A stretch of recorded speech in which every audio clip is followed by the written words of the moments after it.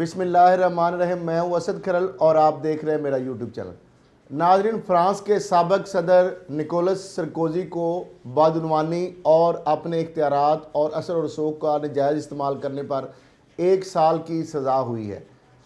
لیکن دوسری طرف اگر ہم دیکھیں پاکستان کے جو سربراہان مملکت ہیں، وہ صدر پاکستان ہوں یا وزرائے اعظم ہوں، ان کے اوپر کرپشن کے کروڑوں نہیں اربوں روپے کے الزامات ہیں، اختیارات کے ناجائز استعمال کے بے شمار الزامات ہیں، لیکن اس کے باوجود ان کے اوپر ہاتھ بہت مشکل سے ہی ڈلتا ہے، اور اگر ان کو گرفتار کر بھی لیا جائے، ان کو جیل بھیج بھی دیا جائے، تو اس کے بعد آج وہ تقریباً سارے جو ہیں وہ آزاد گھوم رہے ہیں، کوئی ضمانتوں پر ہیں، کوئی بیرون ملک بیٹھے ہیں۔ اور یہی وجہ ہے کہ جو معاشرے ہوتے ہیں، جو قومیں ہوتی ہیں یا ملک ہوتے ہیں، آگے ترقی وہی کر سکتے ہیں جہاں پہ اس طرح کا کڑا احتساب کا نظام موجود ہوتا ہے۔ اب اس کے حوالے سے اگر بات کی جائے کہ ان کے اوپر الزامات کیا تھے اور کس جو کہ ہمارے حساب سے تو بہت جو اقربا پروری اور نیپوٹزم اور اس طرح کے آپ کے سامنے یہ ہے کہ جب جسٹس قیوم اور chief justice Lahore high court Rashid Aziz کو جب فون پہ احکامات دیے جاتے تھے،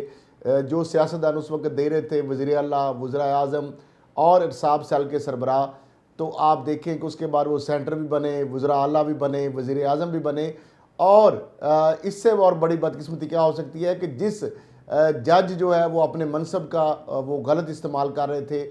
اور کرپشن اور کرپٹ پریکٹسز میں اور اس طرح کے مس کنڈکٹ میں انوالو ہو رہے تھے، ان کو اٹارنی جنرل آف پاکستان بنا دیا گیا، جو پاکستان کا ایک فیڈریشن کا سب سے بڑا آئینی عہدہ ہوتا ہے۔ تو اب معاملہ یہ ہے کہ یہ تو ہے پاکستان، جبکہ دوسری طرف ہم دعوے دار تو ہیں کہ اسلامک ریپبلک پاکستان ہے، اسلامک ریپبلک آف پاکستان ہے، اور دوسری طرف ہے فرانس کے جو سابق جو صدر ہیں، جس طرح ہم نے بتایا کہ نکولس سرکوزی کی جو بدعنوانی اور اثر و رسوخ کے غلط استعمال کے جرم میں 1 سال کی جو سزا سنائی گئی ہے۔ اب اس حوالے سے اگر تفصیلات میں آپ سے شیئر کروں تو وہ یہ ہے کہ پیرس کی ایک عدالت نے 2007 سے 2012 تک ملک کے صدر رہنے والے نکولس سرکوزی کو ایک جج خریدنے اور 2007 میں صدارتی انتخاب میں عدالت سے غیر قانونی ادائیگی قبول کرنے کے جرم میں 1 سال کے لیے جیل بھیج دیا۔ عدالت نے سابق صدر نکولس سرکوزی کو کسی بھی عہدے پر کام کرنے سے بھی روک دیا۔ نکولس فرانس میں جیک چراغ کے بعد دوسرے صدر ہیں جنہیں کرپشن پر سزا سنائی گئی۔ عدالت نے اپنے فیصلے میں لکھا کہ خود ایک سابق وکیل کی حیثیت سے سرکوزی ایسی غیر قانونی کارروائی کا ارتکاب کرنے کے بارے میں مکمل طور پر آگاہ تھے، اور ان کے 2 ساتھی ملزمان کو بھی ایک ہی سزا سنائی گئی تھی۔ 66 سالہ سیاستدان پر الزام تھا کہ 2014 میں ایک سینئر مجسٹریٹ سے ملازمت کے بدلنے کی قانونی کارروائی کے بارے میں غیر قانونی طور پر معلومات حاصل کرنے کی کوشش کی تھی۔ یہ بات اس وقت منظر عام پر آئی جب نکولس سرکوزی اور ان کے وکیل کے مابین کشیدگی ہوئی تھی۔ صدر نکولس نے تمام الزامات کو مسترد کرتے ہوئے اس کا ذمہ دار اپنے سابق وکیل کو قرار دیا۔ نکولس فیصلے کے خلاف 10 دن میں اپیل کر سکتے ہیں۔ تو ناظرین، یہ میں نے مختصر سا ان کے اوپر جو چارج شیٹ تھی اس کو آپ سے شیئر کیا۔ اب معاملہ یہ ہے کہ یہاں پر تو جج اپنی مرضی سے لگوائے جاتے ہیں، اور پھر ان کی ٹرانسفر، پوسٹنگ اور جس طریقے سے مختلف عہدوں پہ لوگوں کو براجمان کیا جاتا ہے، پھر جس طرح سرکاری اپنے اختیارات کا ناجائز استعمال کر کے اپنے صنعتی یونٹوں کے لیے کس طرح بینک جو ہے سرکاری ان کو کس طرح لوٹا جاتا ہے، کس طرح رعایتیں لی جاتی، کس طرح اپنی جو ملوں کے لیے جو امپورٹ کی جاتی ہے مشینری اس پر SRO جاری کر کے مفاد لیے جاتے ہیں، کس طرح گاڑیاں جب خود منگواتے ہیں تو اس کے اوپر کس طرح ٹیکس چوری کیا جاتا ہے یا کس طرح ریلیف لیا جاتا ہے، اور بڑے بڑے جو معاملات ہیں اس کے اندر کس طریقے سے انوالو ہوتے ہیں ہمارے حکمران۔ لیکن آپ دیکھ لیں ہمارے صدر ملکت جو سابق آصف زرداری صاحب ہیں، ان کے اوپر اربوں روپے کے الزام آتے ہیں، فیک اکاؤنٹ کے الزام آتے ہیں، پھر جس طریقے سے تحفے اور تحائف جو ہے وہاں سے سرکاری جو ہے وہ لے جانے کے الزام آتے ہیں، گاڑیاں جو ہے ان کو کس طریقے سے منگوایا گیا، کلیئر کرایا گیا، اور وہاں پہ ٹیکس چوری جو ہے وہ انہی فیک اکاؤنٹ سے اندر سے کی جاتی رہی۔ اس طریقے سے سابق وزرائے اعظم جو ہے نواز شریف صاحب کو سپریم کورٹ آف پاکستان نے نااہل کیا، ان کی کئی بڑے اعظموں تک پھیلی ہوئی ہیں جائیدادیں، ان کی جو تفصیلات آپ سے ہم اکثر شیئر کی ہیں آپ نے۔ پھر اس کے ساتھ ساتھ آپ دیکھیں راجہ پرویز صاحب جو سابق وزیر اعظم ہے، سید یوسف رضا گیلانی جو سابق وزیر اعظم ہیں ان کے اوپر الزامات ہیں، بہت سارے کیسز ہیں، سابق وزیر اعلیٰ پنجاب شہباز شریف صاحب جو ہے ان کے اوپر، پھر ان کے جو صاحبزادے ہیں حمزہ شہباز، ان کے بیٹے سلمان شہباز، پھر اس طرح نواز شریف صاحب کے سمدھی سابق وزیر خزانہ جو ہیں اسحاق ڈار صاحب، سپیکر سندھ اسمبلی آغا سراج درانی صاحب، صدر ملکت سابق آصف زرداری صاحب کی ہمشیرہ فریال تالپور صاحبہ، انور مجید، اے جی مجید اور بہت سارے اس طرح کے جو لوگ ہیں اس کے حوالے سے، اس طرح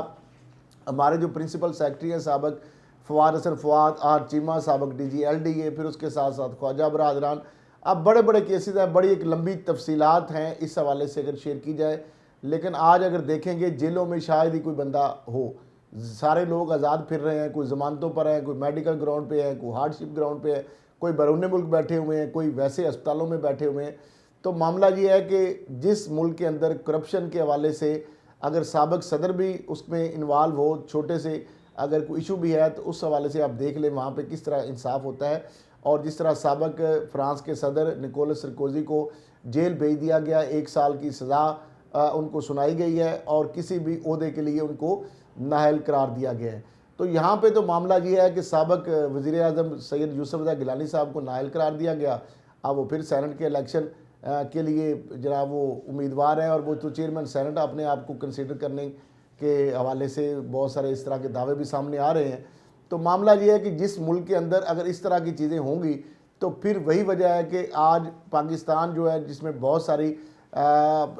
ہر قسم کا موسم ہے، مٹی جو ہے سونا اگلتی ہے، آپ کے پاس دریا ہیں، پہاڑ ہے، بہترین دنیا کا نہری نظام ہے،